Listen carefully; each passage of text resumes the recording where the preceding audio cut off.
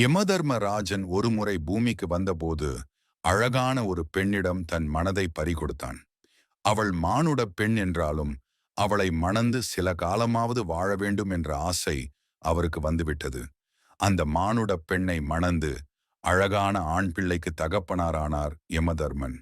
அவர் மணந்த பெண் நல்லவள்தான் என்றாலும் நாளாக நாளாக யமனுக்கு அவள் மீது சலிப்பு தட்டியது. மேல் உலகம் போய் தப்பிவிடலாமா என்று நினைக்க ஆரம்பித்தார். ஆனால் பிள்ளை மேல் இருந்த பாசத்தால் மகனை நிர்கதியாக விட்டு போக மனமும் வரவில்லை, தத்தளித்தார். மகன் கொஞ்சம் வளர்ந்ததும் மனம் விட்டு அவனிடமே பேசினார்.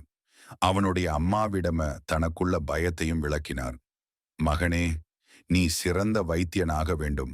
மரண தருவாயில் இருப்பவரை கூட நீ காப்பாற்ற முடியும். எப்படி தெரியுமா? ஒருவர் மரணம் அடைவதாக இருந்தால் நான் அங்கிருப்பேன். உனக்கு மட்டும் கண்ணுக்கு தெரிவேன். நான் அங்கிருந்தால் அவருக்கு வைத்தியம் செய்யாதே. நீ வைத்தியம் செய்து அவர் இறந்து போனால் உன் புகழ் குறையும்.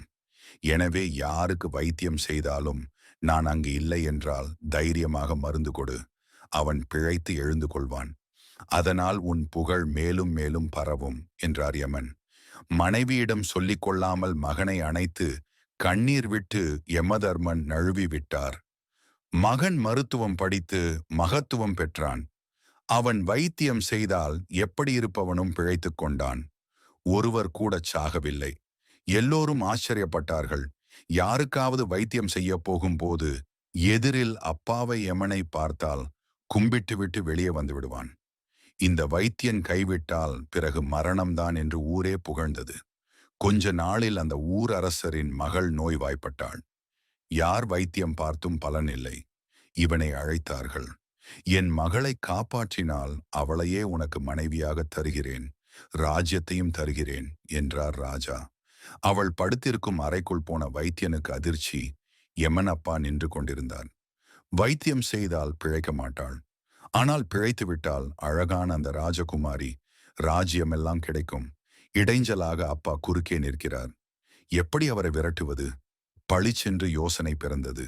வாசல் பக்கம் பார்த்து கத்தினான். அம்மா, அப்பா உள்ள இருக்கார். ரொம்ப நாளா அப்பாவை காணோம் காணோம்னு தேடினியே. இங்க இருக்கார் என்று அலறினான். அவ்வளவுதான், துண்டை காணோம், துணியை காணோம் என்று யமன் ஓட்டமாக ஓடிவிட்டான்.